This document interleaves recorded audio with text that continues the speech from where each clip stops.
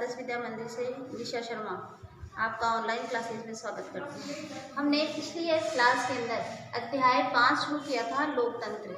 लोकतंत्र के अंतर्गत हमने उस लोकतंत्र का अर्थ समझा था। आज मैं आपको दोबारा एक बार रिवाइज कर देती हूँ कि लोकतंत्र डेमोक्रेसी का हिंदी रूपांतरण है।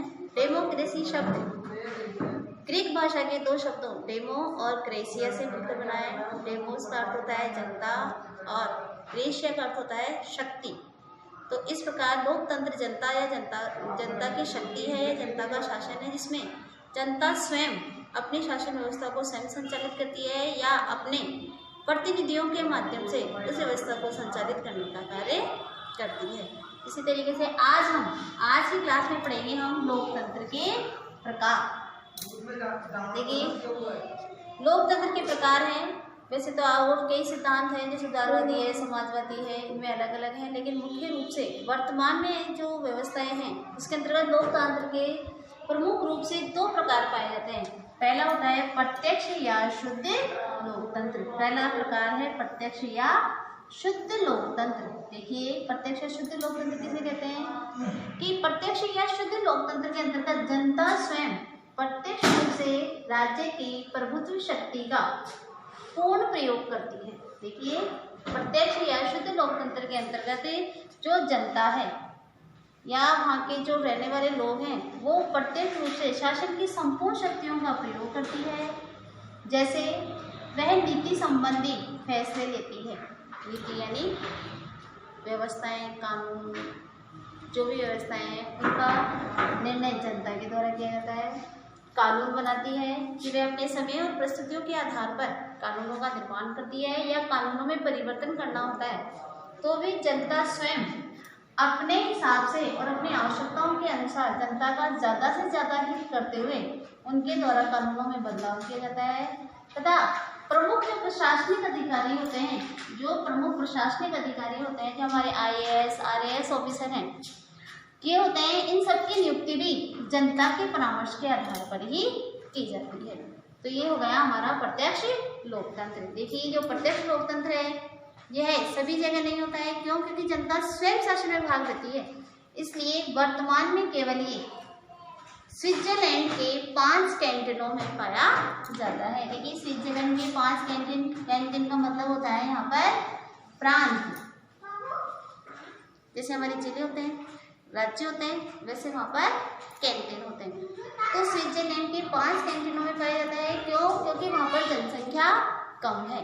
जनसंख्या कम होने के कारण किसी भी विषय के ऊपर मतदान किया जाता है तो वहाँ पर प्रत्यक्ष रूप से पूरी जनता एक हॉल या एक ग्राउंड में इकट्ठा होती है और वहाँ पर उनके द्वारा अपने हाथ ऊपर करके मतों का प्रयोग किया जाता है। इसलिए ये केवल जो छोटे क्षेत्र हैं उनके लिए प्रयुक्त है। केवल विश्व के, हमारे पूरे विश्व में लगभग आज सभी राज्यों में या देशों में लोकतंत्र पाया जाता है, लेकिन प्रत्यक्ष लोकतंत्र वर्तमान में केवल स्विट्जरलैंड के 5 कैंटनों में पाया जाता है। अब देखिए दूसरा, अप्रत्यक्ष लोकतंत्र।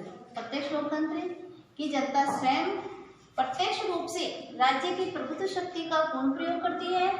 वह नीति संबंधी फैसले लेती है, कानून बनाती है, कानूनों में संशोधन करती है, प्रशासनिक अधिकारियों की नियुक्ति करती है। इसके साथ ही प्रशासनिक अधिकारियों के कार्यों का समय समय पर निरीक्षण करती है, उनका मूल्यांकन करती है और ये छोटे क्षेत्रों के लिए ज़्यादा प्रयुक्त होता है। इसलिए वर्तमान में केवल स्विट्जरलैंड के 5 कैंटीनों में यह व्यवस्था पाई जाती है। दूसरा है हमारा अप्रत्यक्ष लोकतंत्र। आज विश्व के लगभग सभी देशों में अप्रत्यक्ष लोकतंत्र ही पाया जाता है। इसके अंतर्गत जनता स्वयं शासन की शक्तियों का प्रयोग प्रत्यक्ष रूप से नहीं करती है। देखिए, प्रत्यक्ष लोकतंत्र में तो जनता स्वयं करती है, लेकिन अप्रत्यक्ष लोकतंत्र के अंतर्गत जनता स्वयं प्रत्यक्ष रूप से शासन की संपूर्ण शक्तियों का प्रयोग नहीं करती है, बल्कि वह अपने प्रतिनिधियों का चुनाव करती है और उन प्रतिनिधियों का चुनाव एक निश्चित समय के लिए किया जाता है और एक निश्चित समय पर की अवधि के अंतर्गत उन शक्तियों का प्रयोग उन प्रतिनिधियों के द्वारा किया जाता है। जैसे हमारे प्रधानमंत्री है, राष्ट्रपति है, मुख्यमंत्री हैं, ये प्रमुख हमारे प्रशासनिक अधिकारी हैं और इनका चुनाव 5 वर्ष के लिए किया जाता है। ये अपनी संपूर्ण शक्तियों का प्रयोग जनता को हितों में ध्यान रखते हुए 5 वर्ष के लिए करते हैं। तो अप्रत्यक्ष लोकतंत्र के अंतर्गत जनता स्वयं प्रत्यक्ष रूप से शासन की शक्तियों का प्रयोग नहीं करती है, अपितु अपने प्रतिनिधियों के माध्यम से प्रभुत्व शक्ति का प्रयोग किया जाता है। जैसे हमारे राष्ट्रपति, प्रधानमंत्री, मुख्यमंत्री, राज्यपाल ये सभी हैं, इनके द्वारा ही संपूर्ण शासन व्यवस्था को संचालित किया जाता है और अपने सहयोग के लिए वह अधिकारियों, पदाधिकारियों, मंत्रियों की नियुक्ति स्वयं करते हैं, जिसमें जनता प्रत्यक्ष रूप से तो नहीं लेकिन अप्रत्यक्ष रूप से वह जरूर इसके अंतर्गत सम्मिलित होती है। अब देखिए, अलग अलग लोग जो भी हम प्रश्न लिखते हैं या उत्तर लिखते हैं या हम किसी चीज का अर्थ लिखते हैं, अगर हम उसमें परिभाषा लिखते हैं तो हमारे जो आंसर है, जो हमारा उत्तर देने का तरीका है, वो स्पष्ट रूप से समझ में आता है। कोई भी व्यवस्था हो उसके अंतर्गत आपको परिभाषा जरूर लिखनी है, ठीक है। इसके अंतर्गत हम सबसे छोटी और सबसे सरल परिभाषा लेते हैं कि इब्राहिम लिंकन के अनुसार, इब्राहिम लिंकन एक हमारे समाजशास्त्री हैं, उन्होंने लोकतंत्र की परिभाषा दी है कि लोकतंत्र जनता के लिए और जनता द्वारा किया गया शासन है। इब्राहिम लिंकन के अनुसार कि लोकतंत्र जनता का शासन है, जनता के लिए है और जनता के द्वारा किया गया शासन है। आगे हम पढ़ते हैं लोकतंत्र की विशेषताएं।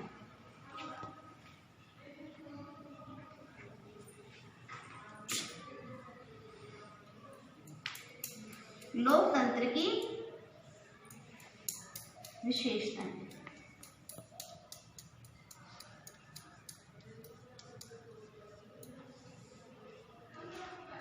देखिए, लोकतंत्र की विशेषताएं, सबसे पहली विशेषता है वो है जनता का शासन। जनता का शासन, लोकतंत्र है जनता का शासन है। जनता इसके अप्रत्यक्ष रूप से भाग लेती है अपने प्रतिनिधियों के माध्यम से और उनके कार्यों का समय समय पर निरीक्षण करती है। दूसरी विशेषता है वह है जनता के लिए शासन। लोकतंत्र में जनता के लिए शासन है।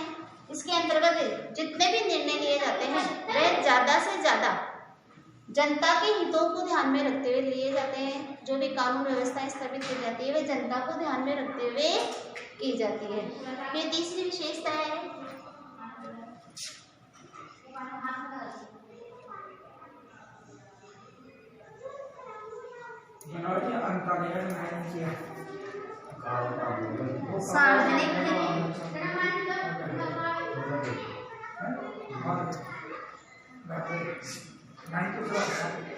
लोकतंत्र के अंतर्गत सार्वजनिक हित को ज्यादा ध्यान में रखा जाता है और शासन व्यवस्था को उसी आधार पर संचालित किया जाता है। अगली क्लास के अंतर्गत हम लोग पढ़ेंगे लोकतंत्र के बारे में आगे। आज यहीं तक।